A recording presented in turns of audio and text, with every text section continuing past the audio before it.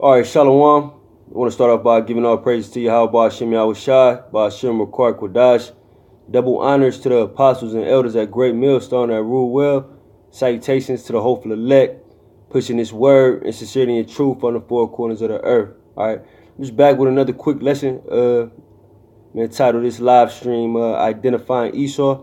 All right, because the Most High, Yahweh Shem Yahushai, left certain characteristics in the scriptures, of who these people are. All right, there are certain, like I said before, characteristics, context clues. If you use the, process of elimination, okay, you can see who the Edomites are, man. All right, because some of the same verbiage that was used to describe the Edomites back in ancient times are used today. All right, and I'm gonna get into that. I'm gonna start in Job 30. Job 30:1, but now they that are younger than I have me in derision, whose fathers I would have disdained to have set with the dogs of my flock. All right, those that are younger than I have me in derision. All right, so Job was speaking about the Edomites being younger than us.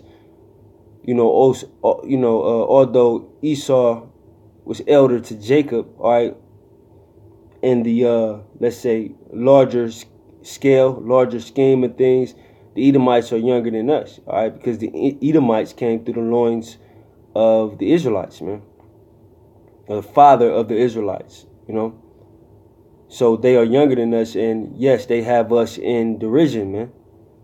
All right, they have us in a confused, discombobulated type of state, man. If you look at the rule of the Edomites over the Israelites in this place that you call America.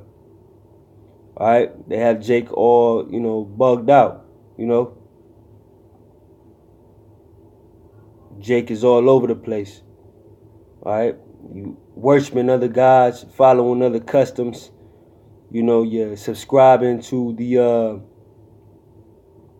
ideology of the Edomites, all right, in all aspects of life, whether it be your beliefs on homosexuality. Most people that you ask would say, it's cool, whatever, as long as it's not around me, or they'll give you some type of excuse for the wickedness. Esau, the so-called white man, has programmed the Israelites, you Negro, Latino, Native, and Seminole Indian. You have been programmed to justify wickedness, man. You have been, programmed to put wickedness for righteousness in this place. All right, so that's a part of that derision, man, that Esau has you in. All right. It says, whereunto might the strength of their hands profit me, in whom old age was perished. For want and famine they were solitary, flying into the wilderness in former time, desolate and waste. See, this goes to the origins of Esau, all right? For want and famine they were solitary, flying into the wilderness in former time, desolate and waste. All right, Esau in the former time was desolate and waste, man. All right, when they were actually the lowest among the heathen, when the Israelites pushed them up into the caves, Mount Seir. All right, when Esau was pushed off, basically annexed from society, that's when they were desolate and waste. This Edomite that you see today with his three-piece suit, and he's a businessman, and he owns stock, and all these things that are going on, he wasn't always like that. They present themselves as though they've always been this chief people on the earth, but in all actuality, they are the lowest among the heathen. The Most High took them and put them in the place that, in the position of rulership that they are in right now, basically to teach us a lesson, man. But don't forget the origins of Esau. This is who he is, man. A caveman, basically, a beast, who was pushed away from society, man. All right. Although the Israelites are under the curses, this is the true cursed people on the earth. It's the Edomites. There's no place of repentance for them. They have leprous skin. You know, they can't coexist with any life form at all. If you put an Edomite in a room with a dog, he's going to do something to the dog. He can't coexist. I mean, it's obvious that he can't coexist with, you know, quote unquote human life, but all forms of life, man. Look at what he does to the rainforest. That's life. He chops all the trees down. You know, he doesn't respect the land Sabbath. So he's fracking in the earth. He cannot coexist with any life force because it's innate for him. It's written within his genetic code, if you want to call it that, his spiritual code, to destroy shit. He can't coexist with anything, man. Alright? And that's part of the curse that the Most High Yahweh Shem Yahushai put on him, man. You know? It says, this is verse 4, Job 30:4, who cut up mallows by the bushes and juniper roots for their meat. Alright? Now when you go into the mallows, right?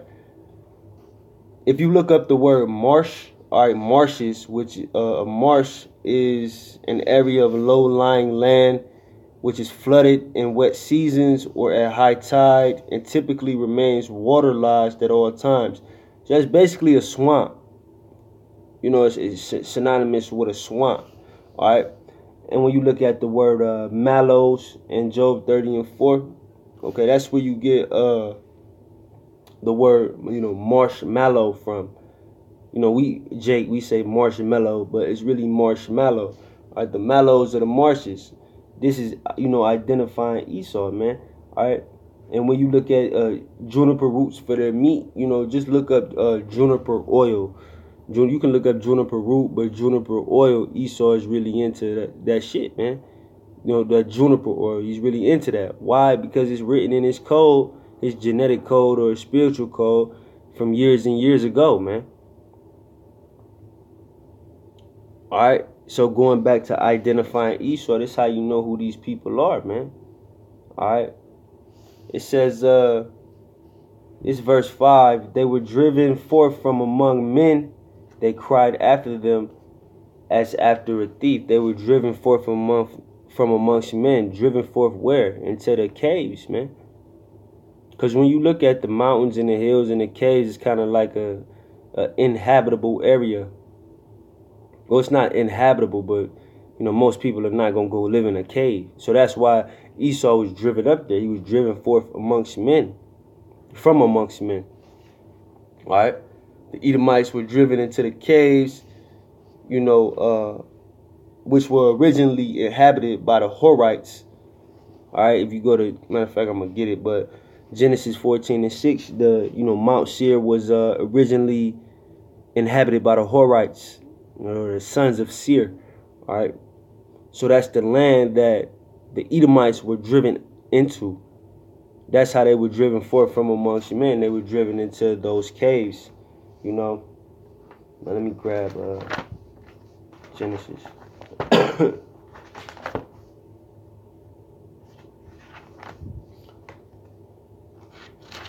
This is Genesis 14:6, and the Horites in their Mount Seir unto El Paran, which is by the wilderness. All right, so the Edomites were driven, you know, which Mount Seir later became the land of the Edomites. Okay, the Edomites were driven, you know, into Mount Seir, man.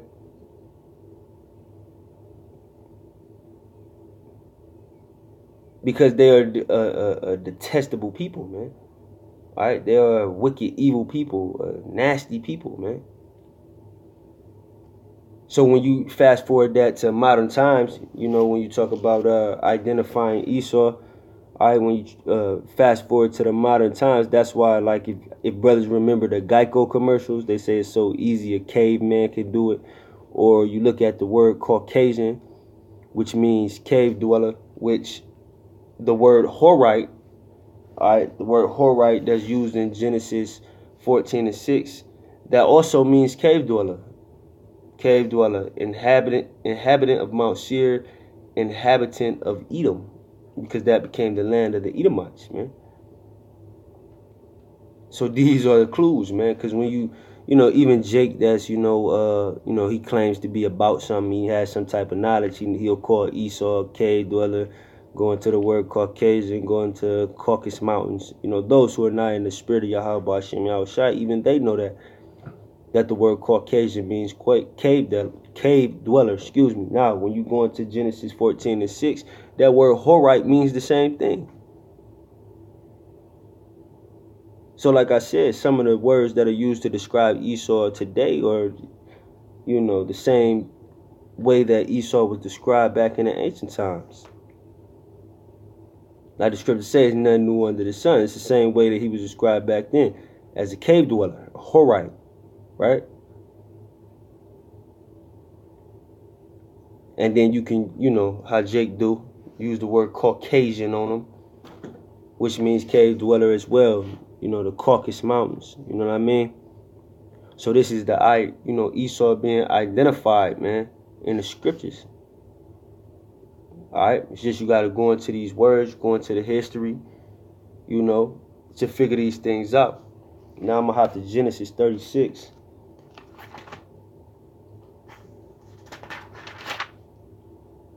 This is Genesis 36:20. These are the sons of Seir the Horite. Horite meaning cave dweller, who inhabited the land. It says Lotan and Shobal and Zibeon and Anah and Dashan and Ezer and Dashan. These are the dukes of the Horites, cave dwellers, the children of Seir in the land of Edom. Alright? So, just to drive that point home, the Horites are the sons of Seir, were the original inhabitants of Mount Seir, before Esau was ultimately driven into those caves, man.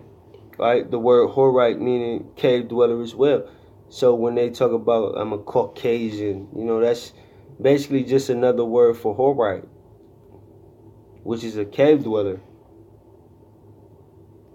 Alright, I'm gonna hop back to Job.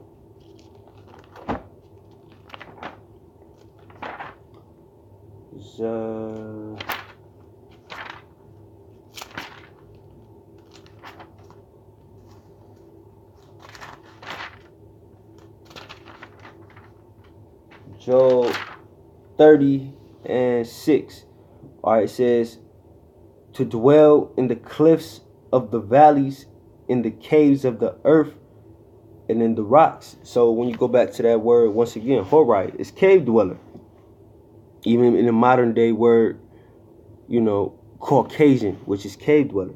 So Job 30:5 says, 30:6, to dwell in the clefts of the valleys, in the caves of the earth, and in the rocks. So who could that be talking about through, just a simple process of elimination? That could only be talking about the Edomites. Those are the only people on the earth that you would say that you can, correlate, I guess you could say, the word cave dweller with, is Edomites. These people that call themselves so-called white people today. Those are the only people that are known as cave dwellers. You know what I'm saying? You don't associate that with the Moabite or Ammonite or a Hamite whatever nation. You only associate that with the Edomites, and it's right here in the scriptures. To dwell in the clefts of the valleys, in the caves of the earth, and in the rocks. It's only one nation of people, just like this image that I found on Google. These are Edomites.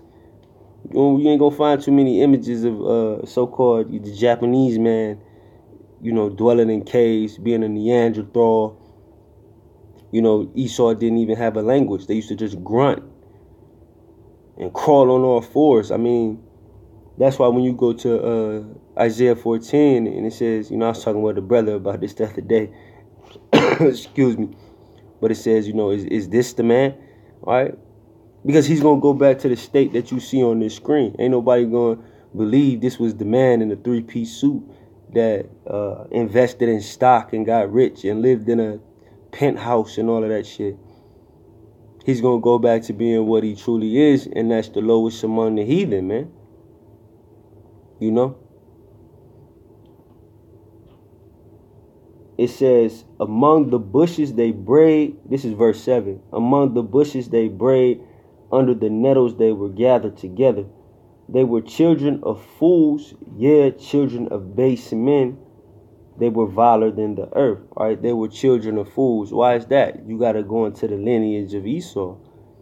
Children of fools. Esau is the child of the serpent. Esau is the child of Cain. Esau, of course, is the child of, the Edomites are the child of Esau. Esau, Edom, their forefather. So when you look at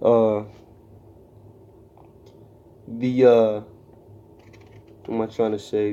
acts of their forefathers, okay, you will see that they are the children of fools, and that's why they are the cursed people upon the earth. The Israelites, yes, we are under curses, but that was for, our disobedience to the Most High. The Edomites are cursed because the Most High detests them. He hates them, as the scriptures say. The Most High doesn't deal with the Edomites at all. All right. I'm going to hop back to 6. It says, to dwell in the clefts of the valleys, in the caves of the earth, and in the rocks. All right. Now, I'm going to hop to Obadiah 1 and 3. The pride of thine heart hath deceived thee, thou that dwellest in the clefts of the rock. See, there you go, clefts of the rock again. The caves and the valleys being referred to as the homeland of a certain people. And the homeland of that certain people are the Edomites. I mean, it's simple that this is who it's talking about, man. Because once again, no other nation on the earth are identified as cave dwellers or cave people, whatever you want to say, dwelling in the caves, man. All right. Whose habitation is high, that saith in his heart, who shall bring me down to the ground. All right, that's the Edomites, man. All right. Dwelling in the clefts of the rocks. So you see that the clefts of the rocks, caves of the earth, rocks, you know what I'm saying? All that is being referred to as the dwelling place for this people that Job, as well as Obadiah, in Obadiah 1 and 3, is referring to. Excuse me. The clefts of the rock, man. So who homeland is that? Who can you... if you type in caveman in Google, what nation is going to come up? What nation of people? These people that you see on the screen, man. Alright? Even when you look at, some brothers is old enough to know what I'm talking about. When you look at the Flintstones, what you think the Flintstones was about, man? Huh? Everything, their houses was made out of rock. You know what I mean? Bedrock.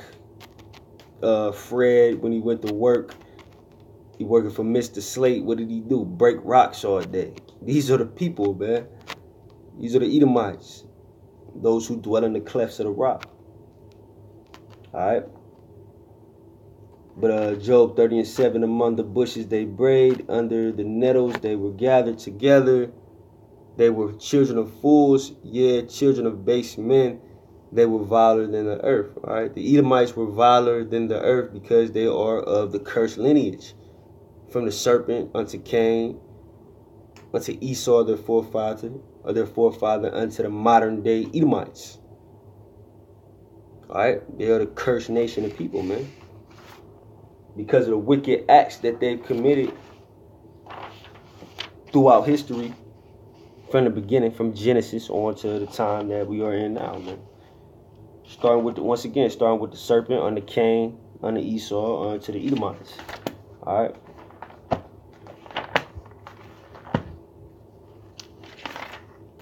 This is Genesis 3.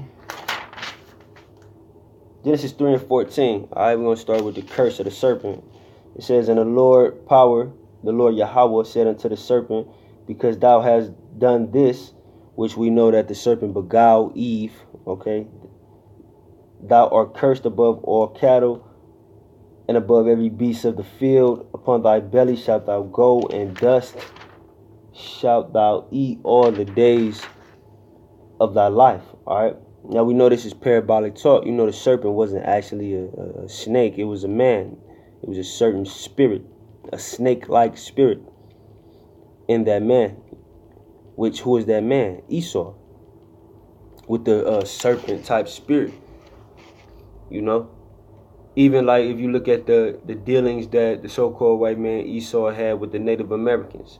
If a man signs a peace treaty, which is an agreement that no more war, no more violence will go on, and then he turns around and continues to kill, that's a serpent type spirit. You would call him like he a snake.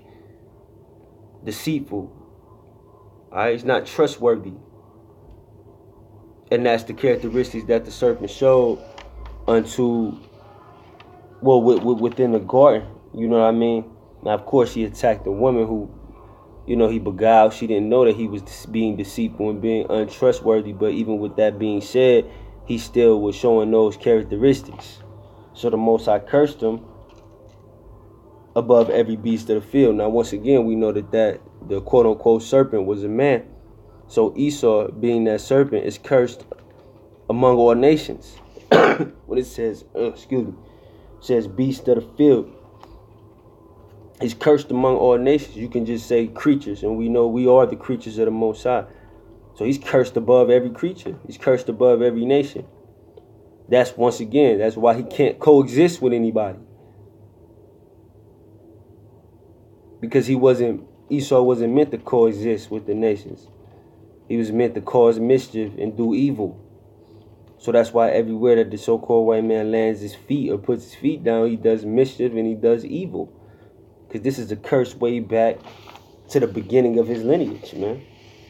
That he would be cursed among all the beasts or all the nations, all right, of the field. And we know the field is the world. All right. But I'm going to hop to Cain. He's going through the lineage of Esau.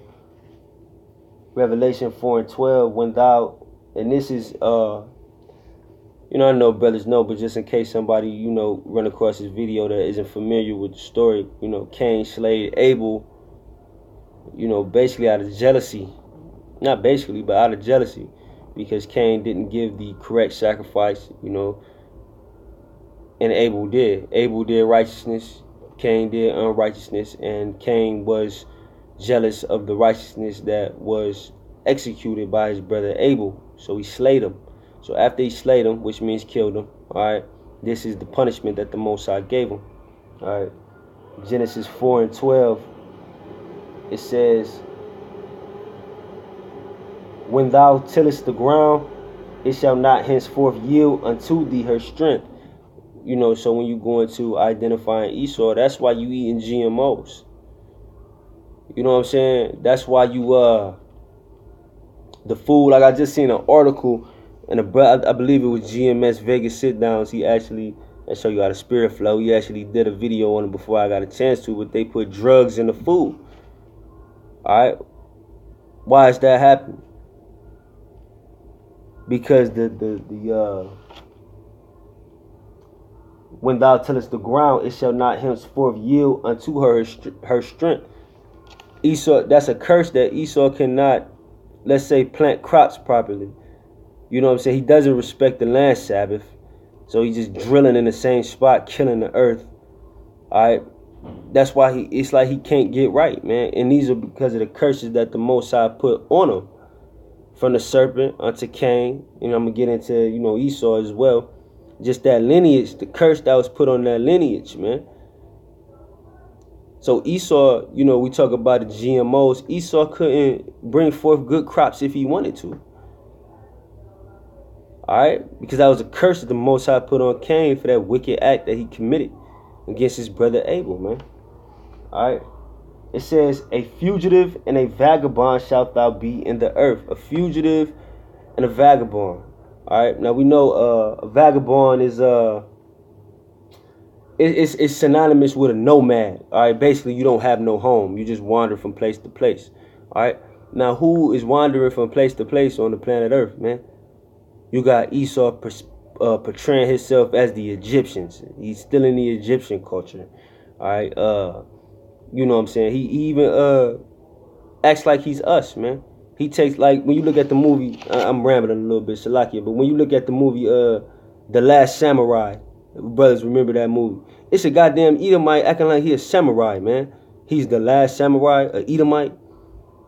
All right, come on, man. This is being a vagabond, man, wandering from place to place. You know what I'm saying?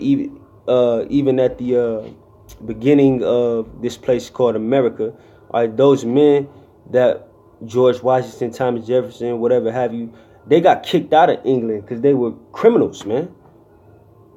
So when it says a fugitive and a vagabond, being a fugitive is being a criminal on the run, and a vagabond is moving from place to place, setting your home up from place to place. So who does that describe on the planet Earth? The Edomites. All right, they're the criminals in every land that they go to. You know what I'm saying? They're causing war, pestilence, you know what I'm saying? All this destruction in every land they go to, and then they move on to another land and continue to do the same thing. A fugitive and a vagabond. So all the way back to when you start with the serpent, even unto Cain, these are the characteristics of the people that call themselves so-called white people today.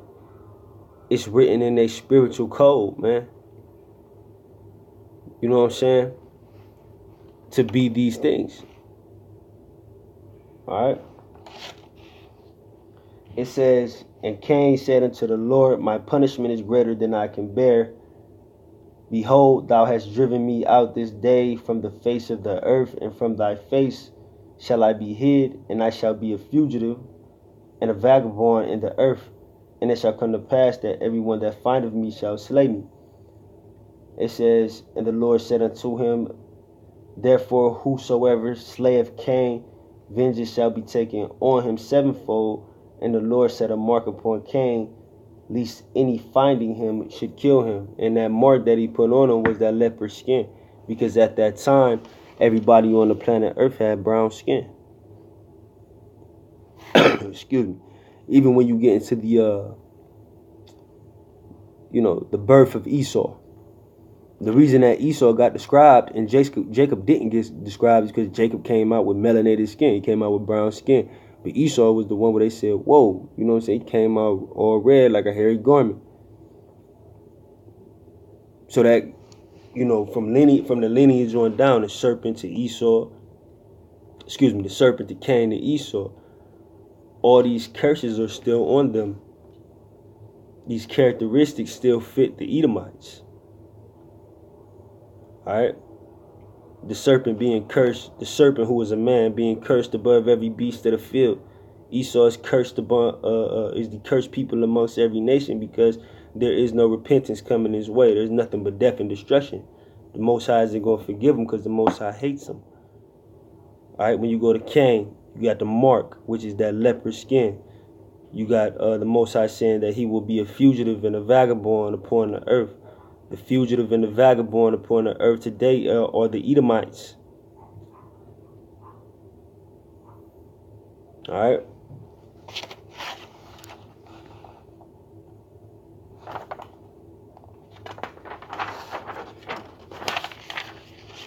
This is Malachi 1 and 4. Whereas Edom saith, we are impoverished, but we will return and build the desolate places. Thus saith the Lord of hosts, they shall build, but I will throw down, and they shall call them the border of wickedness, and the people against whom the Lord have indignation forever. Indignation is righteous anger. And what does that righteous anger stem from? The wickedness of Esau, from the serpent to Cain, to their forefather Esau, and to the Edomites, who are still carrying out the same wicked acts. Chiefly, your dealings with the Israelites is what the Most High is going to destroy you for, man. Alright? So I just wanted to do that quick video. I hope it was edifying. Alright, with that, I'm going to say Shalom.